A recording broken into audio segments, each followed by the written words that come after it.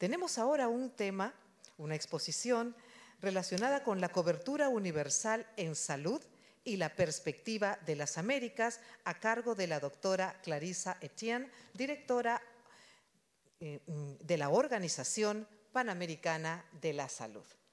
Adelante.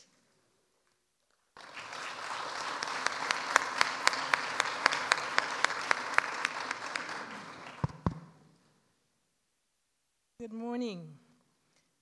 Honorable Minister of Health of Peru, Midori de Habich,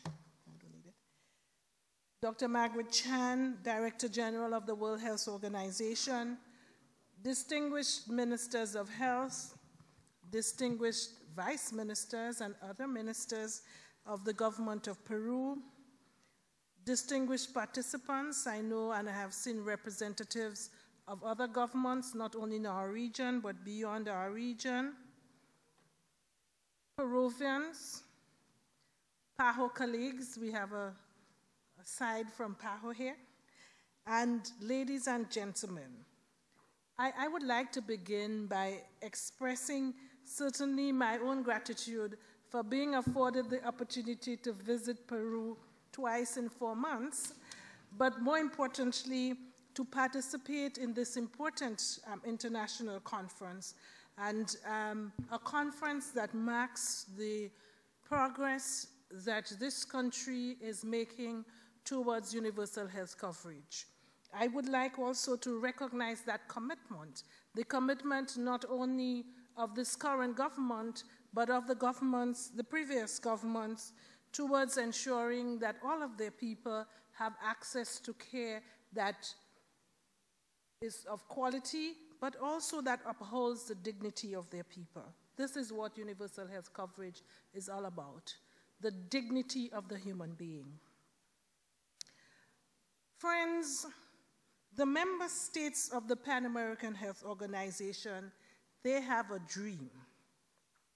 It is nothing less than that the Americas will be the first of 6 WHO regions to achieve universal health coverage for its people. What a dream.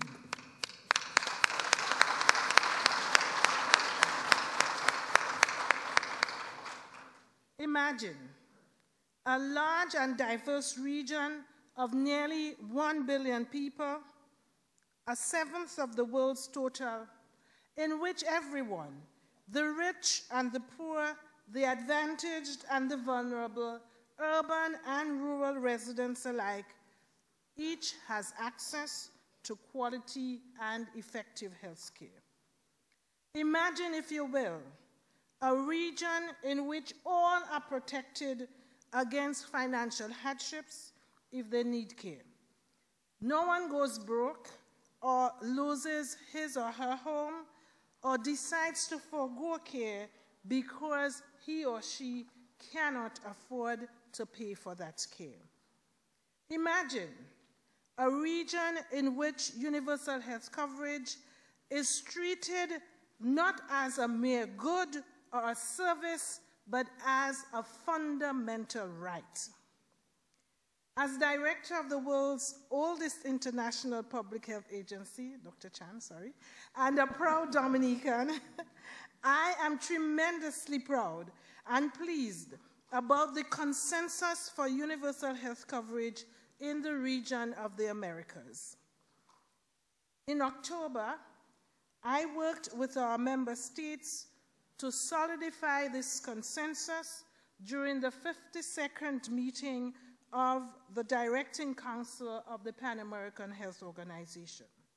The Council adopted a 6-year strategic plan in which it mandated our Secretariat to position our region to be the first to achieve universal health coverage. I was only 8 months on the job at that time, and I could not have been more excited by the Council's action.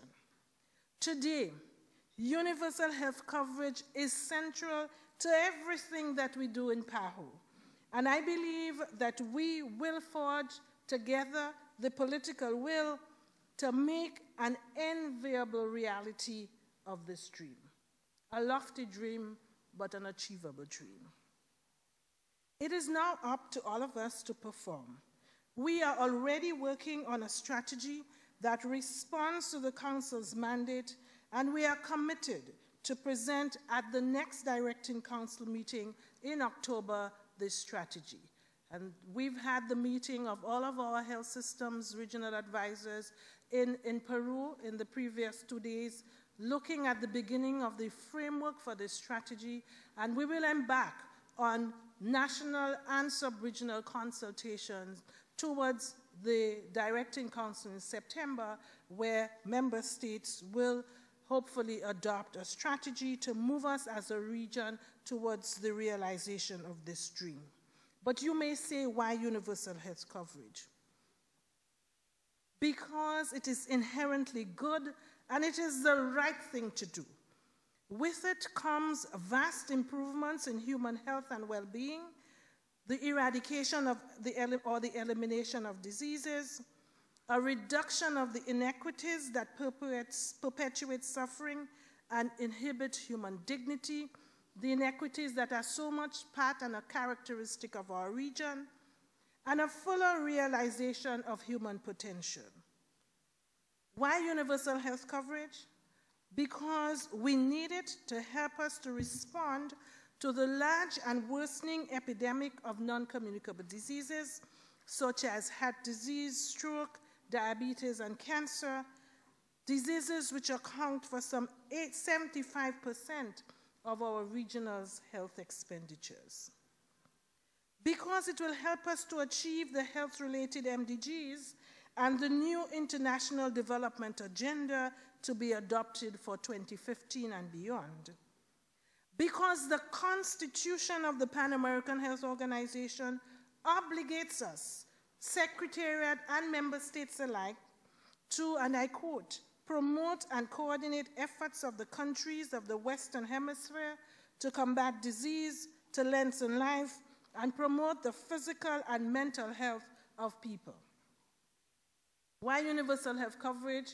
Because the Constitution of the World Health Organization, to which all of our member states are signatories, defines the, and I quote, enjoyment of the highest attainable standard of health as a fundamental right of every human being. A right that must be exercised without distinction of race, religion, political belief, economic or social condition. But most of all, I think the moment is ripe. As we say and as we hear being talked about, the stars are lined up.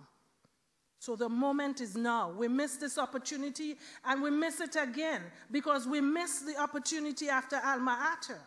And here we are again at another moment when we must grasp that opportunity. We cannot afford to let it go. Our people want it. The politicians have heard their people and they are responding. Our growing economies are creating, for many in our countries, the wealth that we need to create and sustain it.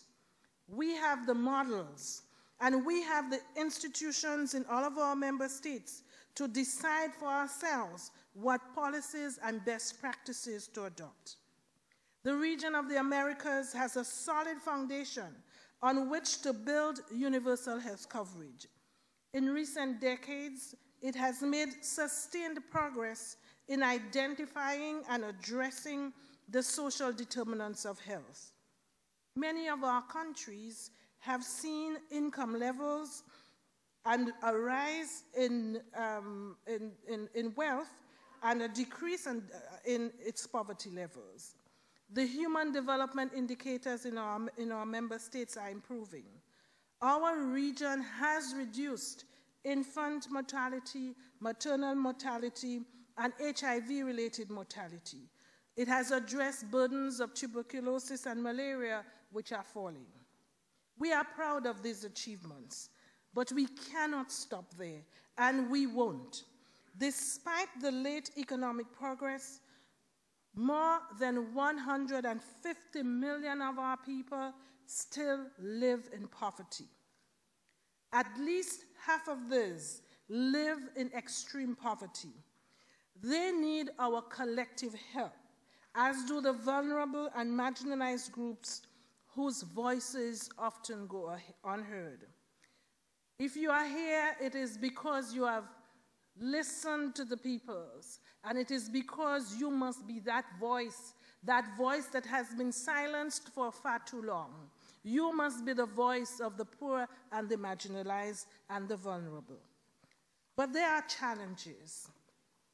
Our region remains prone to natural disasters, as we saw with Hurricane Katrina in 2005 and the devastating earthquake in Haiti in 2010.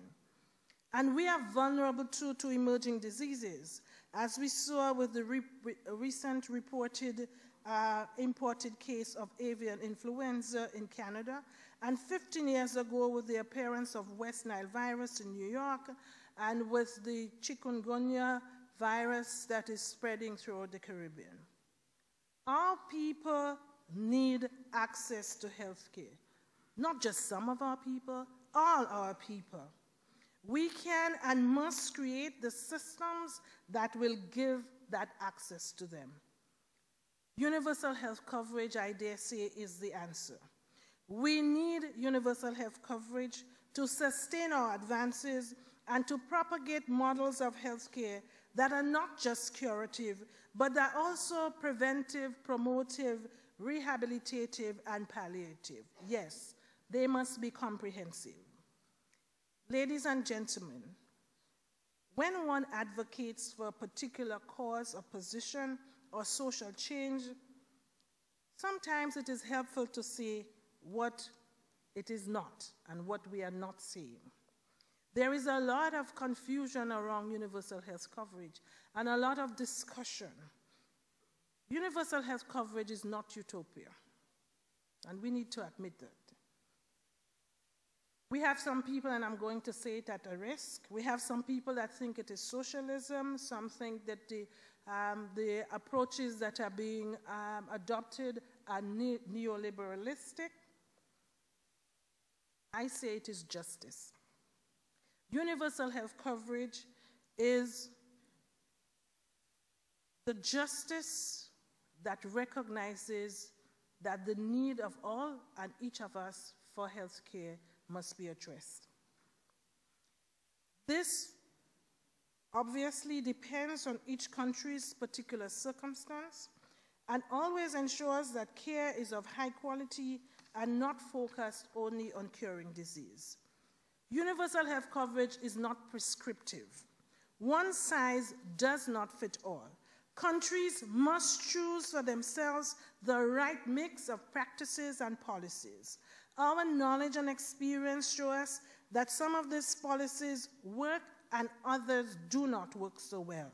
And this is where organizations like PAHO and WHO and our partners can add value by sharing information, informing and advising. In every case, however, we urge robustness and flexibility with health systems that are based on primary health care and due attention to the social and environmental determinants of health, as well as access to essential technologies including medicines. Universal health coverage is not just about health financing.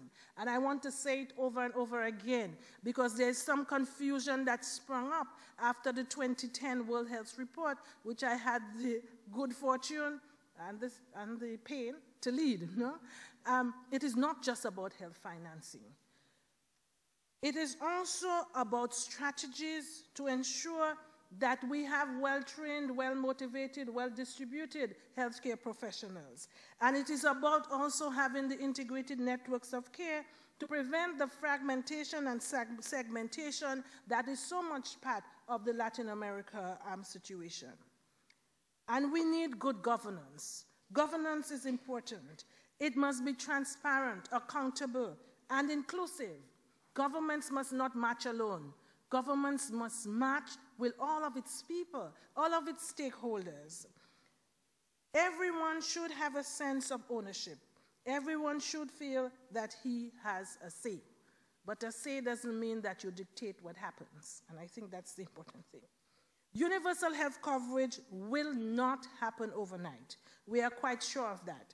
It can be a long and complex journey to our destination. But we have road signs that show us the way: quality, affordability, accessibility, equity, solidarity, you heard the Minister of Health, universality, dignity, and right. These are some of the road signs to be observed and respected if we are to arrive at universal health coverage in good time and in good shape. Beyond this, countries should feel free to choose their own way, and it is emphatically best that they do. The point is, member states have to begin somewhere. The important thing is to begin, to start. Don't be deceived into thinking that we must build it all at once. It is necessary to develop a vision of where you want to end up, and then go. The journey must have a first step, and then another step, and then another step. But be flexible and pragmatic, and don't be afraid to ask for help. Define the rights and responsibilities of citizens, governments, and other actors, and develop indicators to measure your progress. Be prepared to spend, and don't expect to succeed without the necessary investments. In 2011, our average member state spent 3.8% of its GDP on healthcare. We know that countries that have moved effectively towards universal health coverage invest some 7 to 8% of their wealth on health. A commitment to universal health coverage is unrealistic if it is not backed by a corresponding commitment to invest more in health and to do this in a sustainable fashion. And while you're figuring out how to finance universal health care, remember to consider eliminating fees at the point of service. Evidence tells us that such fees are major barriers to access to health care for the vast majority of people, but in particular for the poor and the vulnerable. I can't stress enough the importance of quality. This means health systems and services that are people-centered, that attend to population health needs in a way that is evidence-based and comprehensive, while respecting the preferences and needs of people, regardless of their socioeconomic status, their culture, their race, ethnicity, or gender. If you know the history of the region of the Americas, you know that what we dream, we tend to achieve. We were the first to eliminate smallpox. We were the first to begin polio eradication, and the last case of polio in the Americas was here in a young boy named Luis Fermin Tenorio Cortez. We are the only region to have eliminated measles, and our annual vaccination week in the Americas, that is now in its 12th year, is now observed worldwide as a mandate of the World Health Assembly. So when we declare our intention to be first in something, I know that our governments mean it. I know that our people mean it. The Pan American Health Organization is used to be an example to the world. And I have every confidence that we will do it again as we achieve universal health coverage across our region. Thank you. Muchas gracias.